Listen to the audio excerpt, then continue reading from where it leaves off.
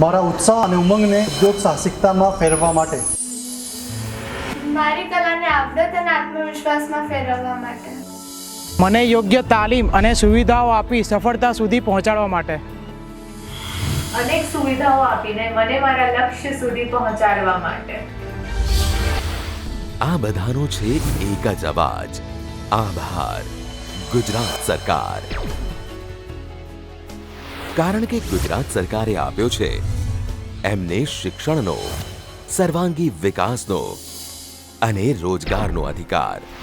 દેશના પ્રધાનમંત્રી શ્રી નરેન્દ્રભાઈ મોદી અને ગૃહમંત્રી શ્રી અમિતભાઈ શાહના માર્ગદર્શન હેઠળ ગુજરાત સરકારે વિવિધ ક્ષેત્રે સમગ્ર દેશ માટે ઉદાહરણરૂપ અનેક ક્રાંતિકારી પગલાં લીધા છે. કન્યા કેળવણી મહોત્સવ, શાળા પ્રવેશોત્સવ તેમજ ગુણોત્સવ જેવા કાર્યક્રમોથી ગુજરાતની શાળાઓમાં 100% નામાંકન હાંસલ કરી શકાયું છે અને વિદ્યાર્થીઓનો ડ્રોપઆઉટ દર ઘટ્યો છે.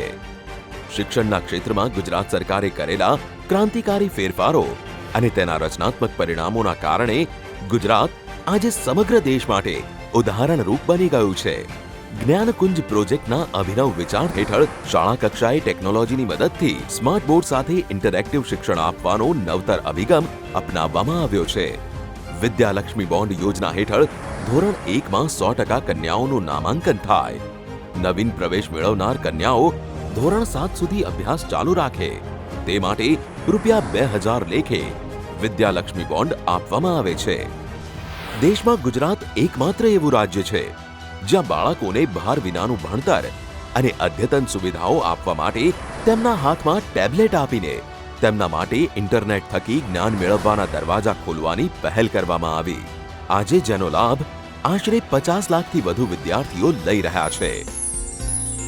રણ વિસ્તારના અગરિયાઓના બાળકોને ઘર આંગણે પ્રાથમિક શિક્ષણ આપવા હરતી ફરતી શાળા સ્કૂલ ઓન વ્હીલ્સની શરૂઆત કરવામાં આવી.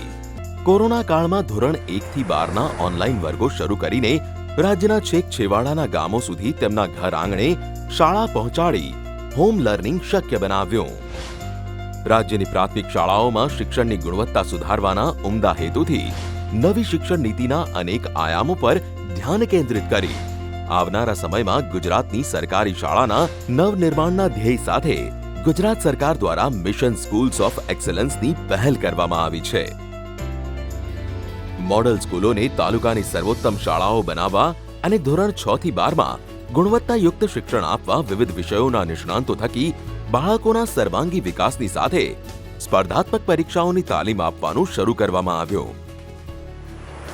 રાજ્યની 32,052 સરકારી પ્રાથમિક શાળાઓમાં ધોરણ 1 અને 2ના 12 લાખ વિદ્યાર્થીઓ માટે પ્રજ્ઞા અભિગમ અંતર્ગત પ્રવૃત્તિ દ્વારા જ્ઞાન પૂરું પાડવામાં આવે છે. રાજ્યની તમામ સરકારી પ્રાથમિક શાળાઓના ધોરણ 1 થી 10ના અંદાજિત 50 લાખ વિદ્યાર્થીઓ માટે જ્ઞાન સેતુ કાર્યક્રમનો અમલ કરવામાં આવ્યો છે. દેશમાં શિક્ષણ ક્ષેત્રે વૈશ્વિક અને વૈજ્ઞાનિક અભિગમ અપનાવી ક્રાંતિ સમાન દેશના સૌપ્રથમ અત્યાધુનિક command and control centre CCC 2.0ની શરૂઆત કરવામાં આવી, જ્યાં આખા ગુજરાતમાંથી વિદ્યાર્થીઓનો ડેટા એકત્રિત થશે અને તેનો બિગ ડેટા, આર્ટિફિશિયલ ઇન્ટેલિજન્સ અને મશીન લર્નિંગ જેવી આધુનિક ટેકનોલોજીની મદદથી વિશ્લેષણ થશે, જેથી સરકારને શિક્ષણ ક્ષેત્રમાં વધુ અસરકારક પગલાં લેવામાં મદદ મળશે. ધોરણ 9ની આશરે 2 લાખ અનુસૂચિત જનજાતિની વિદ્યાર્થીઓને વિદ્યા સાધના યોજના અંતર્ગત સાયકલ આપવામાં આવી. આદિજાતિ વિસ્તારોમાં પણ આજે 50 આદર્શ નિવાસી શાળાઓ, 601 આશ્રમ શાળાઓ, 36 MRS, 55 મોડલ સ્કૂલ્સ અને 1143 છાત્રાલયોના વિશાળ માળખાનો 2 લાખથી વધુ આદિવાસી વિદ્યાર્થીઓ ગુણવત્તાસભર શિક્ષણ માટે લાભ લઈ રહ્યા છે. મુખ્યમંત્રી યુવા સ્વાવલંબન યોજના અંતર્ગત રાજ્યના બિન અનામત વર્ગના તેજસ્વી વિદ્યાર્થીઓને ઉચ્ચ શિક્ષણ માટે સહાય આપવામાં આવી. રાજ્યની કોઈ પણ દીકરી અભણ ન રહે તે માટે મુખ્યમંત્રી કન્યા કેળવણી નિધિની શરૂઆત કરી. ધોરણ 12 પાસ પછી ટેકનિકલ અને ઉચ્ચ શિક્ષણમાં પ્રવેશ મેળવતા વિદ્યાર્થીઓને નમો ટેબ્લેટ યોજના અંતર્ગત ₹1000ની ટોકન કિંમતવાળા લેટેસ્ટ ટેબ્લેટની સહાય આપવામાં આવી છે. નમો વાઈફાઈ પ્રોજેક્ટ હેઠળ આજે ગુજરાતની 3 યુનિવર્સિટીઓ અને 216 કોલેજોમાં અધ્યાપકો અને વિદ્યાર્થીઓ ઇન્ટરનેટનો લાભ મેળવી રહ્યા છે. ગુજરાત સરકારની અનેક સિદ્ધિઓમાંની વધુ એક સિદ્ધિ એટલે સમગ્ર દેશમાં સ્ટાર્ટઅપમાં પ્રથમ રેન્ક. SSIP અંતર્ગત વિદ્યાર્થીઓના ઇનોવેશન અને સ્ટાર્ટઅપને ટેકો આપવા ₹200 કરોડથી વધુની જોગવાઈ. ગુજરાત સરકારની સ્ટાર્ટઅપ પોલિસીના મદદથી અમે લોકોએ પોતાના કોલેજ સમયમાં જ સ્ટાર્ટઅપ શરૂ કરી દીધું હતું. અત્યારે અમે લોકો વર્ચ્યુઅલ રિયાલિટી અને ઓગ્યુમેન્ટેડ રિયાલિટી ટેકનોલોજી પર કામ કરી રહ્યા છીએ. ગુજરાત સરકારની સ્ટાર્ટઅપ પોલિસીના બદલ અમે જોબ सीकर नहीं पर जॉब क्रिएटરની तरफ आगे बढ़ी રહ્યા છીએ. हमने ये डिवाइस जिसका नाम शूल रखा है डेवलप किया है. ये इसरो के द्वारा प्रमाणित किया गया है इसकी एक्यूरेसी के लिए. गुजरात सरकार के स्टार्टअप पॉलिसी के द्वारा बहुत ज़्यादा सहायता मिलने की वजह से हमने इसे डेवलप किया है, तो मैं उनका बहुत बहुत आभार करती हूँ. ગુજરાત સરકારની વિવિધ ગ્રાન્ટની મદદથી અમે લોકો અમારી પ્રોડક્ટ ડેવલપમેન્ટ અને માર્કેટિંગ માટે સારી સહાયતા મેળવી ચૂક્યા છીએ. વી હિયર દુનિયાનું સૌથી ઇફેક્ટિવ હિયરિંગ એડ પ્રોડક્ટ છે. આ પ્રોડક્ટનું ડેવલપમેન્ટ ગુજરાત સરકારની સ્ટાર્ટઅપ પોલિસીના અંડરમાં થયેલું છે અને એમાં અમને મેન્ટરશિપ સપોર્ટ, ફાઇનાન્શિયલ સપોર્ટ અને IPR સપોર્ટ ગુજરાત સરકાર તરફથી મળેલો છે અને આના માટે હું ગુજરાત સરકારનો ખૂબ ખૂબ આભારી છું. લાભાર્થીઓને વૈશ્વિક કક્ષાએ લઈ જવા માટે અમદાવાદના KCG ખાતે ₹62 કરોડના ખર્ચે આઈ હબની સ્થાપના કરવામાં આવી. શોધ યોજના હેઠળ રાજ્યમાં આવેલી માન્ય યુનિવર્સિટીઓમાં PhD કોર્સમાં પ્રવેશ મેળવેલ વિદ્યાર્થીઓ પૈકી ગુણવત્તાયુક્ત સંશોધન કરનાર 754 જેટલા વિદ્યાર્થીઓને ₹1,659 લાખથી વધુની સહાય આપવામાં આવી છે. ઓડિશા પ્લેસમેન્ટ પ્રોજેક્ટ અંતર્ગત ગુજરાત રાજ્યની તમામ સરકારી અને અનુદાનિત કોલેજો ખાતે અંતિમ વર્ષમાં અભ્યાસ કરતા વિદ્યાર્થીઓને રોજગારીની તકો ઉપલબ્ધ કરાવવા માટે ₹362 લાખની જોગવાઈ થકી વિવિધ પ્લેસમેન્ટ ફેર યોજીને 58,355 વિદ્યાર્થીઓને લાભ આપવામાં આવ્યો. મેડિકલ, એન્જિનિયરિંગ અને ઉચ્ચ શિક્ષણની બેઠકોમાં 3 ગણો વધારો કરવામાં આવ્યો છે.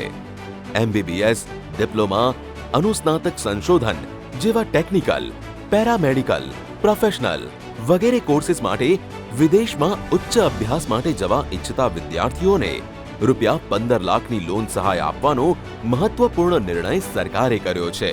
આદિવાસી વિસ્તારોના વિદ્યાર્થીઓ માટે પણ વિશ્વસ્તરીય શિક્ષણ સુવિધાઓ પૂરી પાડવા માટે સરકાર દ્વારા રાજપીપળા ખાતે બિરસા મુંડા ટ્રાઇબલ યુનિવર્સિટીનું નિર્માણ કરવામાં આવી રહ્યું છે.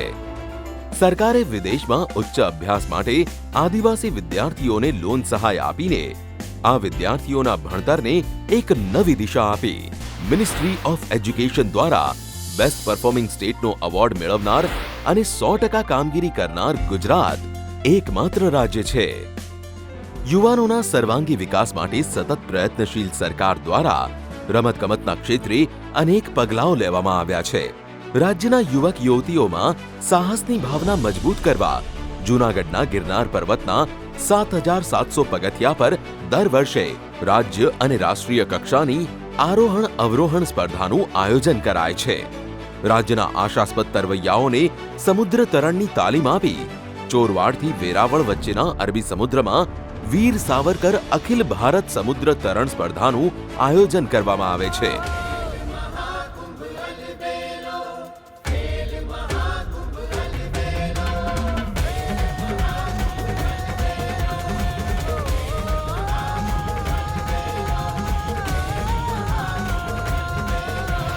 ગુજરાતના ખેલાડીઓ રાજ્ય, રાષ્ટ્ર અને વિશ્વ કક્ષાએ પહોંચે તે માટે દર વર્ષે ખેલ મહાકુંભનું આયોજન કરવામાં આવે છે.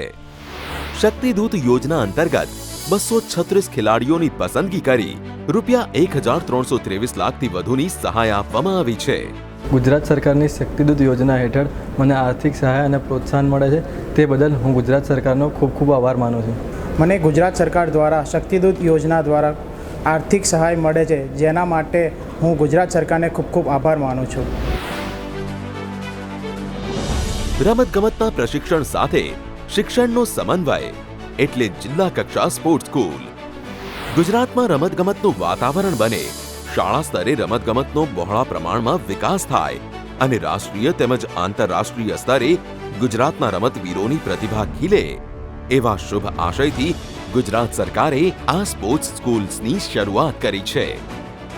ખેલાડીઓની શારીરિક ક્ષમતા સારી હોય એવા યુવા પ્રતિભાશાળી ખેલાડીઓને યંગ ટેલેન્ટ કેટેગરીમાં પ્રવેશ આપવામાં આવે છે. રસ અને પ્રતિભા ધરાવતા ખેલાડીઓના ઉત્કર્ષ અને કારકિર્દી ઘડતર માટે પ્રતિબદ્ધ રાજ્ય સરકારની વધુ એક પહેલ એટલે સ્વર્ણિમ ગુજરાત સ્પોર્ટ્સ યુનિવર્સિટી.